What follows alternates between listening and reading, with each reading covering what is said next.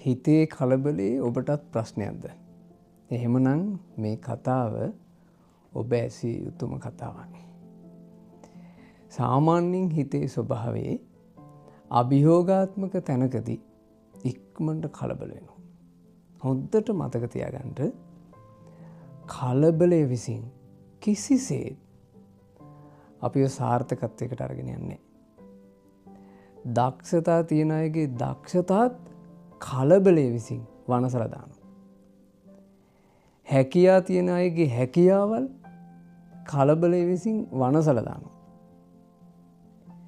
හැබැයි හිතේ හැටි මොකක් හරි අභියෝගයක්, කඩයිමක්, තීරණයක් ගන්න මොහොතක් ආපු ගමන් හිත ඉක්මනට කලබල වෙනවා.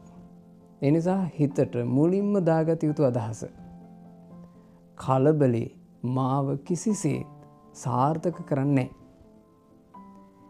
ඒ නිසා මේ කලබලේ මට යහපතක් නන් නෙමෙයි.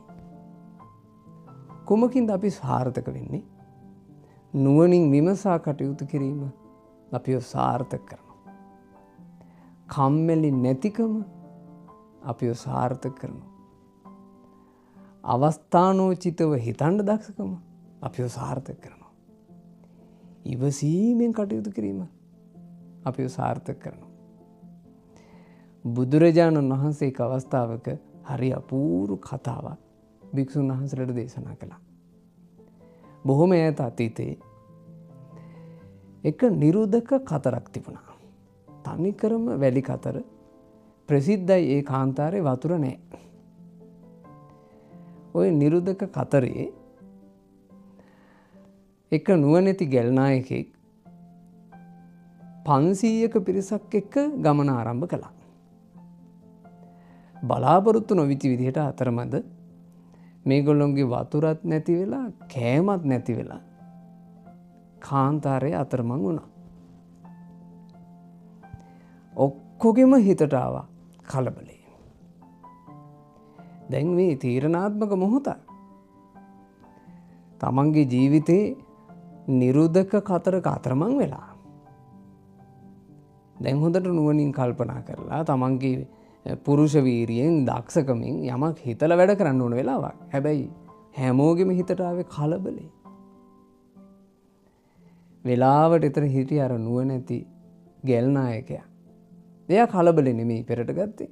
නුවණින් විමසීම, ඉවසිලිවන්තව හිතීම, දැන් ඊළඟට මොන වගේ දෙයක්ද කළ යුත්තේ කියලා අවස්ථානෝචිතව කල්පනා කිරීම. කලබලේ ඉස්සරහට ගත්තේ නැහැ. ඒ ගැල් නායකයා කරත්තයක් උඩට නැගලා හොඳට බැලුවා. බේරෙන්න කොහේ හරි පොටක් තියෙයිද? ඒ බලනකොට ඒ ගැල් නායකයාට දකින්න ලැබුණා මේ ළඟපාතම තියෙනවා ඊතන ගහක්. ඒ ඊතන ගහ දකින්නකොට ගැල් නායකයාට හිතන්න පුළුවන්කම තියෙනවා. ඇයි? කලබල නැහැ. සාමාන්‍ය කලබල එතෙන් ආවන ඊතන ගහ පෙනිපෙනීත් මොකුත් තේරුම් ගන්න බෑ. විභාගයක් වගේ කඩින් මොහොතක ඔන්න විභාගයට මුහුණ දෙන්න යන දරුවෙකුගේ හිතට කලබල එනවා. සමහරට එයා පාඩම්ම කරපු එක. හොඳට මේ කලින් පාස් පේපර්ස් වලට එහෙම ලියනකොට හොඳට කරුණු ලියපු එක.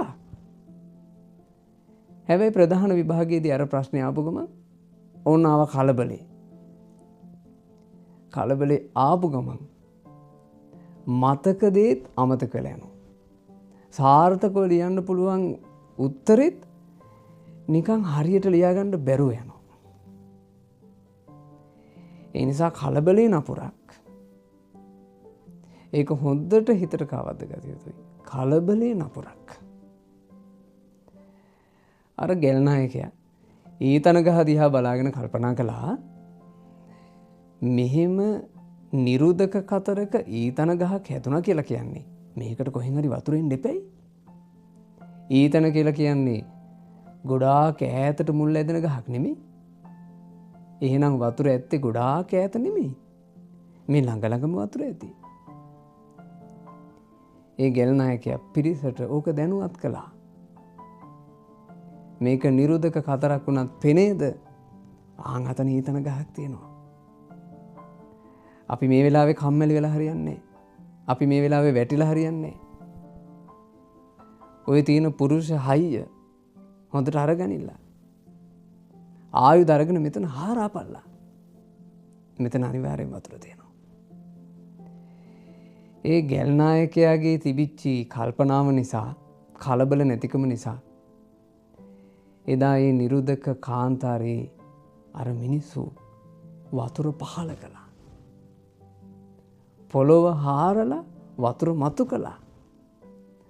බුදුරජාණන් වහන්සේ දේශනා කළා අකිලාසුනෝ වන්නුපතේ කනන්තා. කම්මැලි නැති මිනිස්සු නිරුදක කාන්තාරේ හාරලා උදංගනේ තත්ත පපං අවින්දුම්. ඒ නිරුදක කාන්තාරේ පොළොවෙනුත් වතුර මතු කළා. ඕන ඔයාලගේ හිතට හොඳට කාවද්ද ගත යුතු එකක්. කලබලේ හිතට ආපු ගමන් මේක දාගන්න. අකිලාසුනෝ වන්නුපතේ කනන්තා. කම්මැලි නැති නුවණින් යුක්තව කලබලයක් නැතුව වැඩ කරන මිනිස්සු උදංගනේ මේ වතුර පොදක් නැත කියලා මිනිස්සු විසින් නම් කරපු නිරුදක කතරෙත් ඒ කාන්තාර පොළව හාරලා වතුර ලැබුවා. ඒ නිසා කලබලේ හිතට ආවොත් එහෙම ඒ කලබලකාරී හිත තැම්පත් කරගන්න ඔය වචන ටික හොඳට හිතට කාවත ගන්න. නිරුදක කතරකත් කම්මැලි නැති මිනිස්සු, කලබල නැති මිනිස්සු, වීරියවන්ත මිනිස්සු වතුර මතු කරගත්තා නම් කම්මැලි නැත්තම් මටත් සාර්ථක වෙන්න පුළුවන්. කලබල නැත්තම් මටත් සාර්ථක වෙන්න පුළුවන්. නුවණින් විමසනවා නම් මටත් සාර්ථක වෙන්න පුළුවන්. අවස්ථානවලට අනුකූලව දුරදිග හිතලා කටයුතු කරනවා නම් මටත් සාර්ථක වෙන්න පුළුවන්. ඔය අදහස හොඳට හිතට කාවද්ද ගන්න. කලබලේ නපුරක්. හිතේ කලබලයට ඉඩ දෙන්න එපා. දැන් එළඹෙනවා නුදුරේම මේ පින්වත් දරුවන්ට උසස් පෙළ විභාගය. ওই කඩයින් විභාගයේදී ගොඩාක් දරුවා සාර්ථක වෙනවා හිතේ කලබල නිසා. ඒ නිසා මේ කියලා දීපු කෙටි දහම් කරුණ හොඳට හිත ඇතුලේ තියාගෙන විභාගයට යන්න. කලබලයකින් තොරව විභාග කටයුතු වලට මුහුණ දෙන්න.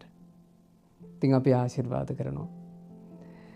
මේ වර උසස් පෙළ විභාගයට පෙනී සිටින දූල පුතාලා සියලු දෙනාට උතුම් බුද්ධ රත්නයේ ආශිර්වාදයෙන්, ධර්ම රත්නයේ ආශිර්වාදයෙන්, අපගේ ප්‍රඥාවෙන් අග්‍රේසර සාරිපුත්ත මුනිදුන්ගේ ආශිර්වාදයෙන්, මතක ශක්තියෙන් අග්‍රේසර ආනන්ද මුනිදුන්ගේ ආශිර්වාදයෙන්, උතුම් සංගරුවනේ ආශිර්වාදයෙන්, රුවන්වැලි මහා සෑ රජුන්ගේ ආශිර්වාදයෙන්, ශ්‍රී අඟුලිමාල මහා සෑ රජුන්ගේ ආශිර්වාදයෙන්, විජයශ්‍රී ජයශ්‍රී මහා බෝ සමිඳුන්ගේ ආශිර්වාදයෙන් කායික මානසික වෙහෙසකින් තොරව දරුවන්ට නිදුක් නිරෝගව විභාගයට මුහුණ දෙන්න ලැබේවා. ඒ විභාගයෙන් තමන්නේ දෙමෝපියන්ගේ හදවත් සන්තෝෂයට පත් වෙන විදිහට සාර්ථක ජය ලබන්න මේ දූල පුතාලා සියලු දෙනාට වාසනාව ලැබේවා. තෙරුවන් සරණයි.